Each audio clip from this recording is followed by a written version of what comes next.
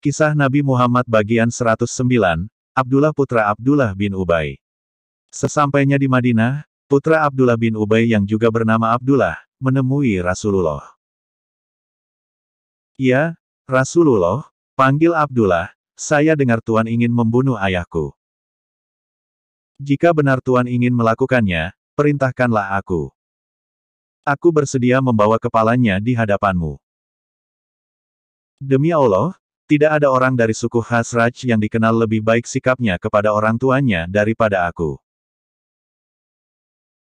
Aku takut engkau akan memerintahkan orang selain aku untuk membunuhnya sehingga jiwaku tidak tahan melihat pembunuh ayahku berjalan di tengah masyarakat, lalu aku membunuhnya pula. Ini berarti aku membunuh seorang mukmin karena seorang kafir sehingga aku menjadi penghuni neraka. Akan tetapi, Rasulullah bersabda, bahkan kita akan bertindak lemah lembut dan berlaku baik kepadanya selama dia masih tinggal bersama kita. Justru setelah itu, sempitlah ruang gerak Abdullah bin Ubay. Setiap kali ia mengemukakan pendapat, seketika itu pula kaumnya menentang dan mengencamnya. Melihat keadaan itu, Rasulullah bertanya sambil tersenyum kepada Umar bin Khattab, "Bagaimana pandanganmu sekarang, wahai Umar?" "Demi Allah, seandainya engkau membunuhnya pada hari kau katakan kepadaku, bunuhlah dia, niscaya orang-orang akan ribut. Namun, seandainya aku perintahkan kamu untuk membunuhnya sekarang, apakah kamu akan membunuhnya juga?" Rasulullah bertanya demikian karena saat itu lidah bercabang Abdullah bin Ubay sudah habis kekuatannya. Tidak usah dibunuh pun ia sudah sama sekali tidak berdaya. Umar bin Khattab pun mengakui pandangan jauh Rasulullah, "Demi Allah, aku telah mengetahui bahwa keputusan Rasulullah lebih besar berkahnya daripada pendapatku." Gelombang Bunda Aisyah kehilangan kalung. Dalam perjalanan pulang ke Madinah setelah melawan Bani Mustalik inilah, terjadi suatu peristiwa yang mengganggu ketentraman hati Rasulullah.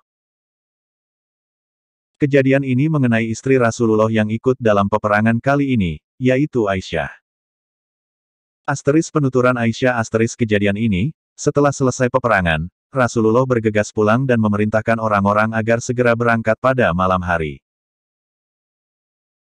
Pada saat semua orang sedang berkemas-kemas hendak berangkat aku keluar untuk membuang hajat, kemudian aku kembali hendak bergabung dengan rombongan. Pada saat itu kuraba-raba. Kalung di leherku, ternyata sudah tak ada lagi. Kemudian aku kembali lagi ke tempat aku mau buang hajat tadi, untuk mencari-cari kalung hingga dapat ku temukan kembali. Pada saat aku sedang mencari-cari kalung, datanglah orang-orang yang bertugas melayani unta tungganganku. Mereka sudah siap segala-galanya, mereka menduga aku telah berada di dalam haudai, rumah kecil yang terpasang di punggung unta, sebagaimana dalam perjalanan. Oleh sebab itu haudai mereka angkat, kemudian diikatkan pada punggung unta. Mereka sama sekali tidak menduga bahwa aku tidak berada di dalam haudai, karena itu mereka segera memegang tali kekang lalu mulai berangkat. Ketika aku kembali ke tempat perkemahan tidak kujumpai seorang pun yang masih tinggal. Semua telah berangkat. Dengan berselimutkan jilbab aku berbaring di tempat itu. Aku berpikir pada saat mereka mencari-cari aku tentu mereka akan kembali ke tempatku. Demi Allah pada saat aku sedang berbaring tiba-tiba Safwan bin Mu'attal lewat. Agaknya ia bertugas di belakang pasukan. Dari kejauhan, ia melihat bayang-bayangku. Ia mendekat lalu berdiri di depanku. Ia sudah melihat dan mengenalku sebelum kaum wanita dikenakan wajib berhijab. Ketika melihatku, ia berucap, "Inna lillahi wa inna ilaihi raji'un." Istri Rasulullah. Aku pun terbangun oleh ucapannya itu. Aku tetap menutup diriku dengan jilbabku. Demi Allah, saya tidak mengucapkan satu kalimat pun dan aku tidak mendengar ucapan darinya kecuali ucapan innalillahi wa inna ilaihi raji'un itu. Kemudian dia merendahkan untanya lalu aku menaiki unta itu ia berangkat menuntun unta kendaraan yang aku naiki sampai kami tiba di Nahri ad-Dahirah tempat pasukan turun beristirahat. Disinilah mulai tersiar fitnah tentang diriku. Fitnah ini bersumber dari mulut Abdullah bin Ubay bin Salul. Gelombang Aisyah jatuh sakit. Lihat mengapa istri Rasulullah Shallallahu Alaihi Wasallam berjalan bersama orang yang bukan muhrimnya, seru Abdullah bin Ubay. Mungkinkah mereka ternyata saling menyukai? Beberapa orang muslim termakan oleh hasutan ini sehingga berita bohong itu tersiar dengan cepat. Kali ini, bukan saja oleh Abdullah bin Ubay, tetapi juga diperkuat oleh orang-orang lain. Aisyah sendiri tidak mengetahui adanya berita bohong itu karena beliau jatuh sakit begitu tiba di Madinah. Aisyah menuturkan, setibanya di Madinah, kesehatanku terganggu selama sebulan.